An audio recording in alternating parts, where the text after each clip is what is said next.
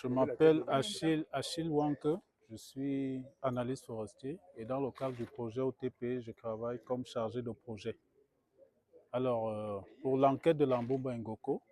nous avons eu, via, n'est-ce pas, notre réseau d'informateurs, un ensemble d'alertes et d'indices qui montraient qu'il y avait un trafic de bois qui se faisait entre le Cameroun et le Congo à travers le fleuve Ngoko, n'est-ce pas, qui sépare le Cameroun du Congo. Donc, le bois, le mode opératoire, il est simple. Le bois est superposé sur le cours d'eau et il est acheminé à travers son débit, n'est-ce pas, au Congo. Donc, le coût d'évacuation est faible, les rentabilités sont fortes parce que un bois qui est vendu au Cameroun à 2500 est vendu là-bas à 7500 pour le cas de l'Ayous, 5000 pour l'Iroko au Congo à 15 000. Vous voyez qu'on a des radeaux qui peuvent être constitués d'à peu près 25 colis et il faut dire qu'un colis c'est à peu près 100 pièces. Donc vous imaginez, si vous essayez de chiffrer ça en termes de coûts, vous voyez que ça fait beaucoup d'argent. Donc c'est un trafic qui était installé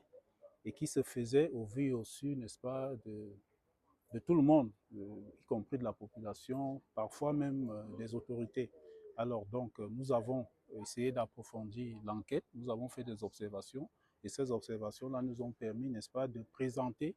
de manière officielle les résultats que nous avons présentés à l'administration, à toutes les administrations, y compris le MINFOF, qui est, n'est-ce pas, l'administration régalienne pour le suivi, n'est-ce pas, de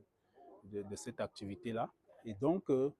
on a eu beaucoup, n'est-ce pas, d'initiatives qui ont été menées et nous tenons vraiment à féliciter, n'est-ce pas, le délégué départemental qui travaille activement sur le cas,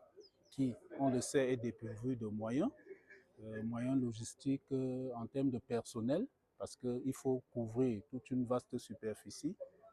beaucoup de milliers d'hectares, et ce n'est pas évident avec le personnel qu'ils ont sous la main, et aussi sur le plan logistique, ils ne sont pas dotés de chaloupes, de pirogues pour craquer. Mais néanmoins, des initiatives sont menées,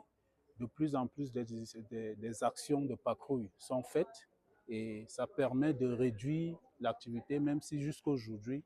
elle n'est pas tout à fait stoppée. Mais c'est en termes de milliards de pertes. Oui, en termes de milliards, on a fait des estimations et on a estimé, dans le cas, sur la base de la valeur forte du bois qui était coupé, on estimait à peu près à 1,5 milliard les pertes annuelles, n'est-ce pas, dues au manque de taxes pourvues, n'est-ce pas, dans cette zone-là.